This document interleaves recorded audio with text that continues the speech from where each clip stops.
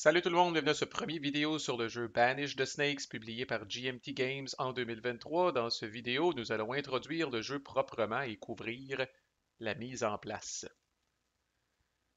Pour ceux qui écoutent là, les discours sur l'état de la chaîne, je sais que j'avais calé que ce jeu-là, j'allais faire une playlist extrêmement courte, c'est-à-dire juste un petit vidéo de survol des règles, puis après ça, vous présenter ma critique. Mais en même temps, c'est un jeu qui est tellement pas compliqué que je me suis dit, botte-toi dans le cul, Marco, puis enseigne les règles au complet. Ça va permettre peut-être à tous ceux qui ont ce jeu-là, qui dort ces tablettes, de le sortir et de le valoriser.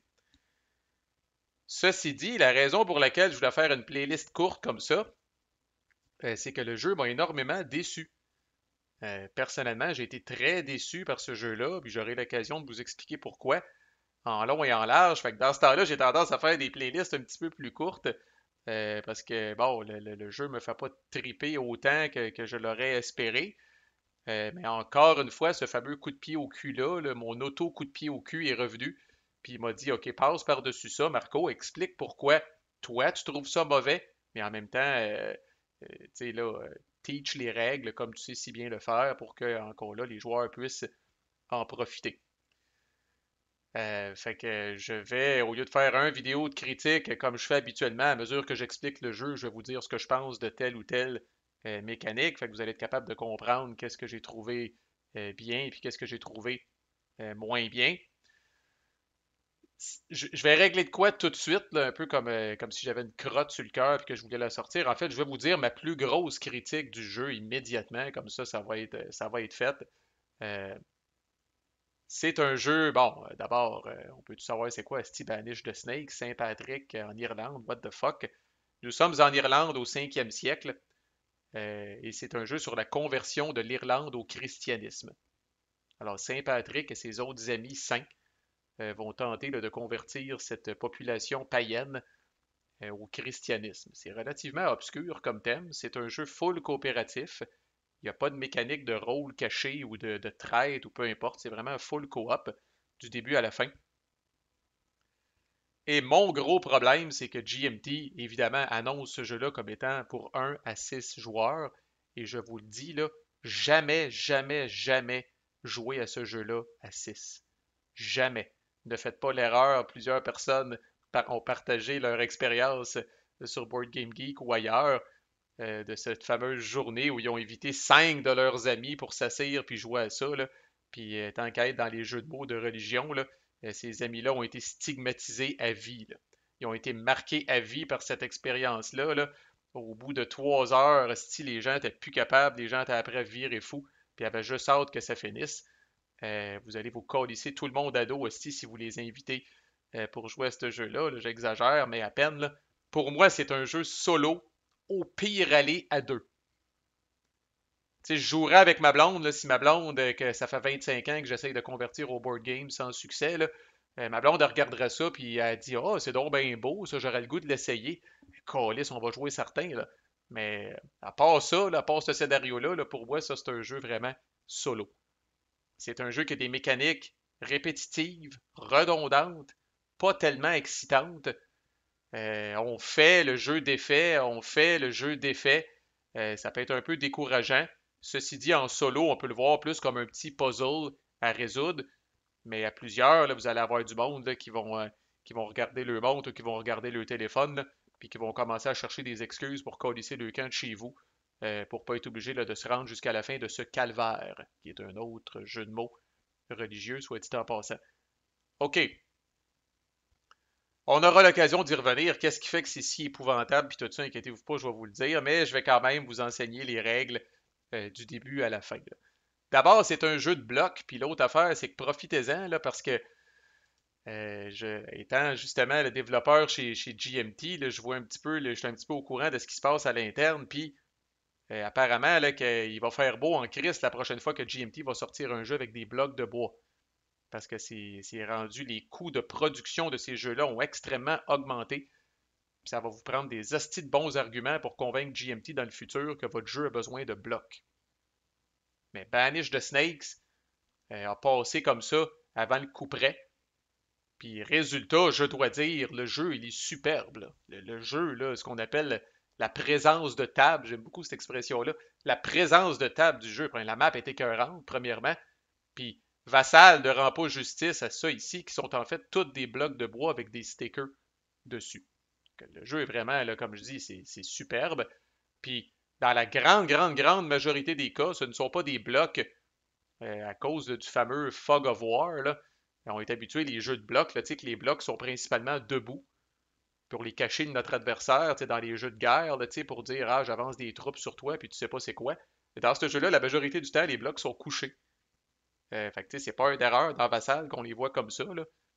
Mais tous ces blocs-là ici sont couchés, mais sont recto-verso, avec un sticker sur un bord. OK, on va-tu y arriver au setup? Vous allez placer le marqueur de paganisme ici, sur sa case de départ, pour indiquer, parce que curieusement, au cours du jeu, l'Irlande commence 100% païenne, puis vous essayez de la convertir au christianisme. Pendant ce temps-là, le reste, si on veut, là, de la Grande-Bretagne, l'Écosse, Strathclyde et l'Angleterre commencent chrétiens, mais va se convertir au paganisme au fur et à mesure qu'on va avancer. Fait que, bref, pour traquer cette évolution-là, vous avez un marqueur sur cette track-là que vous allez crisser sur la première case en haut. Ensuite, vous allez mettre tous les blocs de people, de population, dans un sac. Puis là, vous allez dire, par exemple, bon, ben OK, on va venir populer Eoganact, qui est ici. Fait que là, vous allez tirer 4 blocs de people, puis vous allez les corder ici. Dans le fond, là, en ordre croissant mathématiquement de gauche à droite, c'est-à-dire le plus petit chiffre, moins 6 est plus petit que moins 5, vous allez les placer en ordre croissant de gauche à droite sur la traque.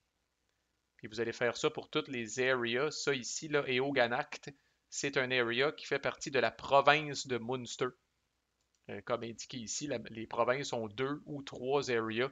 Toutes les provinces ont 2 areas, sauf Ulster, qui a 3 areas ici. Fait que vous allez faire ça avec toutes les people. Ensuite, vous allez prendre tous les leaders, si on veut. Là, on voit que le dessin est un petit peu différent sur le bloc. Encore là, dans un autre pochon, vous allez les mélanger. Puis vous allez venir populer ce que le jeu appelle les chiefs, les chefs ici. Il y en a un par area. Encore là, vous les tirez au hasard, mais vous les crissez face-up. Les rois qui sont ici, qui règnent sur une province. Et le High King de l'Irlande, rien de moins, qui est toujours installé ici. Puis il va vous rester des peoples, puis il va vous rester des leaders. Mais c'est pas grave, vous populez les endroits comme ça. Ensuite, vous allez venir mettre des druides ici, à gauche des chiefs, dans chaque area. Puis les druides là, sont recto-verso. Là. Fait que vous allez venir les mettre là, le côté du ou. Le gui. Qu'est-ce que c'est ça? En tout cas, c'était le côté de la plante de Steve Face-Up ici. Fait qu'on voit pas la valeur du druide. Fait que ça, vous allez les crisser aussi, un par area. Ensuite, vous allez prendre les cartes. Il y a certaines cartes événements de l'Écosse, certaines cartes événements de Strathclyde, certaines cartes événements de l'Angleterre. C'est important de ne pas les mélanger au début. Vous allez les prendre, vous allez venir faire, les mettre ici là, dans leurs endroits. Là. Ils vont entrer en jeu quand ce marqueur-là va progresser. Là, vous allez les crisser dans le deck, mais pour l'instant, on les met à part.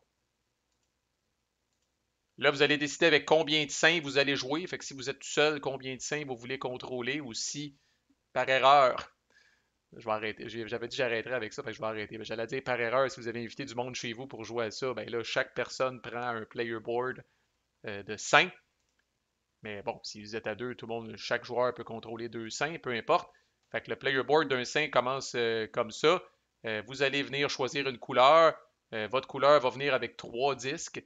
Vous en placez un sur la piste de dévotion, qui est un peu les points de vie, si on veut, de votre saint. Quand il n'y a plus de dévotion, on dirait il en meurt tellement sa foi est ébranlée. Vous en avez une autre sur la traque des points d'action, puis vous en avez une autre sur la traque de conversion. Vous allez aussi avoir dans la même couleur un pion que vous allez venir colisser dans n'importe quelle area de l'Irlande. Typiquement, vous allez vous séparer comme joueur pour pas tout être à la même place. Quoique je dis ça, c'est peut-être une stratégie de commencer tout à la même place, mais il me semble que ça fait plus de sens de se séparer. Puis vous allez vous choisir à la base un saint de départ. Fait qu'il y a 12 cartes de saints de départ. Là-dessus, il y en a 6 qui sont qualifiés d'historiques. Là, tu sais, si vous voulez suivre l'histoire un petit peu, vous pouvez piger vos saints de départ parmi les saints historiques, mais vous pouvez aussi, le jeu vous dit, choisissez-les random, choisissez-les selon les préférences de chaque joueur. Le jeu est très open par rapport à ça. Mais vous allez venir, chaque joueur va venir se prendre un saint de départ, puis il va venir le crisser ici sur son player board. Ensuite, vous allez avoir d'autres cartes de saints qui, elles, ont le même dos que les cartes événements. Fait que ça aussi, vous en avez 12. Fait que la seule restriction, vous allez choisir 6 saints parmi ces cartes-là. La seule restriction, c'est que vous ne pouvez pas prendre des saints que vous avez choisis. Fait que dans le cas de ma game ici, là, j'aurais pas le droit de prendre Auxilius, Ciaran, Icerninus et Secundinus. Mais n'importe qui d'autre, c'est correct. Pas encore là, le jeu dit aléatoire, choisissez-les, peu importe. Mais vous allez prendre 6 cartes de saints. Et là, vous allez venir mélanger ça avec les cartes d'événements qui ne sont pas des cartes de l'Écosse, de Strathclyde ou de l'Angleterre. Puis ça va vous donner votre deck d'événements de départ. Puis il y a une carte aussi qu'on met à part, là, Arthur, le roi des Britons. Cette carte-là, la carte numéro 21, spécifiquement, vous allez venir la crisser ici là, dans la space qui s'appelle Keycard. Puis on va voir qu'est-ce que ça mange en hiver, puis qu'est-ce que ça fait cette affaire-là plus tard. Puis voilà, c'est le setup. Une fois que ça c'est fait, vous êtes officiellement prêt à commencer. Là. Vous choisissez le premier joueur au hasard ou dépendamment si certains saints sont en jeu, le jeu va vous dire si un tel est dans le jeu, c'est lui qui commence, sinon un autre tel. Euh, puis il y a certains saints, il y a du petit chrome vraiment minimal aussi. Là. Il y a certains saints qui ne commenceront pas dans le tapis au niveau de la dévotion, mais la grande majorité vont commencer là.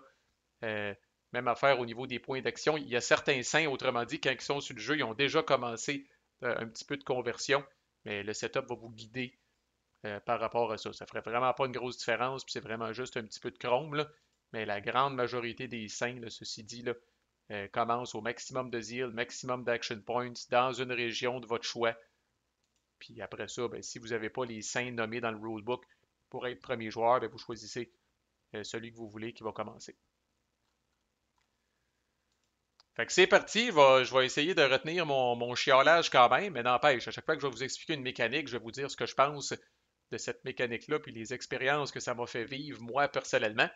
Fait que ça devrait être intéressant, ceux qui sont habitués de m'entendre me pâmer et devant les jeux, là, puis de dire ah c'est très bon, c'est très bon, c'est très bon, ben vous allez voir que cette playlist-là va vraiment changer le mal de place, mais je vais quand même vous expliquer les règles du début à la fin. À plus!